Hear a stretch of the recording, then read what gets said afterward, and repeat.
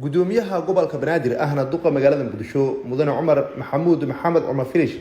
oo ay weheliyaan taliye ku-xigeenka ciidanka booliska Soomaaliyeed taliyaha qaybta guud gobolka Banaadir ee ciidanka booliska Soomaaliyeed iyo taliyaha ciidanka ilaalinta nabadgelyada wadooyinka ayaa maanta kormeeray howlgal loogu magac daray la dagaalanka ka hortagga daroogada oo ay maanta ciidanka amniga ku soo qabteen waxyaabaha maanka dooriya sida calaq, xashiish iyo khamri dhisme ku yaala degmada Boondere oo si dhuumaaleysho ah loogu iibinayay daraagiska qeybihiisa kala duwan ayay ciidanka booliska Soomaaliyeed gacanta ku soo dhigeen waxaana goobta lagu soo bandhigayay warbaahinta kula hadlay gudoomiyaha gobolka Banaadir ahna duqa magaalada Muqdisho mudane Cumar Maxamed Cumar Filish oo sheegay in howlgalkan uu noqon doono mid joogto ah maantii oo ay taariikhdu tahay 16 bisha 12 ee December waxaa noo sii socda howlaheennii la dagaalanka daroogada dilootay daayirta Soomaaliyeed ee ku nool gobolka Banaadir iyo magaalada caasimadda ah shalay waxaan helnay oo ciidamada booliska iyo nabad sugiddu ay gacanta ku dhigeen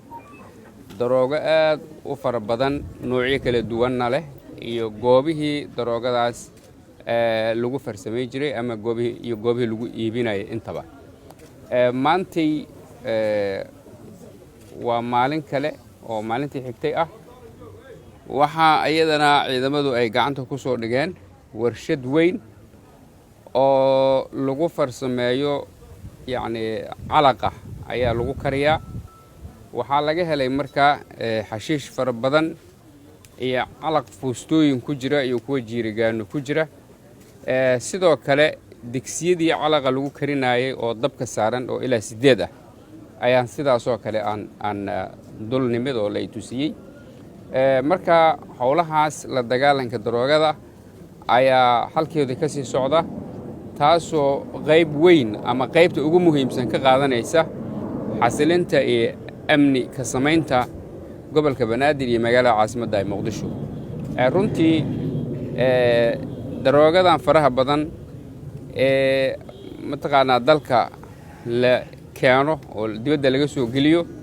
iyo kuwa dalka lagu farsameeyo kuwan ay ka mid yihiin waa waxa ay la daaladhacayaan ubadka Soomaaliyeed ee daayirta ah kuwooda waxbarta iyo kuwooda aan waxbaran intaba isla markaas waa waxa sahla dhaca iyo boobka iyo amni darrada ka dhacda magaalada meel kasta oo ay ku badan yihiin warshadaha iyo daroogada noocan waa meel kasta oo amni darro badan ay ka jirto sidaa darteed howlgalku waa bilowday wuuna sii socon doonaa meesha hadda laga helay waa degmada Boondere waxaa nala jooga gudoomiyihii degmada iyo mataqaanaa taliyihii saldhigga iyo ciidamadii booliska ahayd oo qaybta guud iyo ciidanka booliska Soomaaliyeed intaba looma kala harin sidoo kale waxaa jooga ciidamada nabad sugidda saraakiishii ka socotay oo u xil saareed la dagaalanka iyo ka hortagga daroogada iyo burcadda marka howluhu waa sii socdaan insha Allah wayna sii socon doonaan halkan ayaa laga rari doonaa fuustooyinkan daroogada ah ama khamriga macmalka ah iyo xashiishka gaadiidka dawladda hoose ayaa lagu rari doonaa waxaana lagu gubi doonaa meel fagaaro ah haddii alla idmo sida shalayba loo gubay oo kale sidaa darteed bulshada Soomaaliyeed dhibaatadan ay deriska la tahay aan ognahay inayan raalli ka ahayn waxaan ku boorinaynaa ku wacyigelinaynaa inay hay'adaha ammaanka iyo hay'adaha maamulka degmooyinka ay soo gaarsiiyaan goobaha waxaas ay ka jiraan cid kasta oo goobtaas ka ganacsata ama daroogada ku karisa ama si galaangal ugu leh oo lug ku leh ayagana tallaabo adag ayaa laga qaadi doonaa biidnillaahi alkariim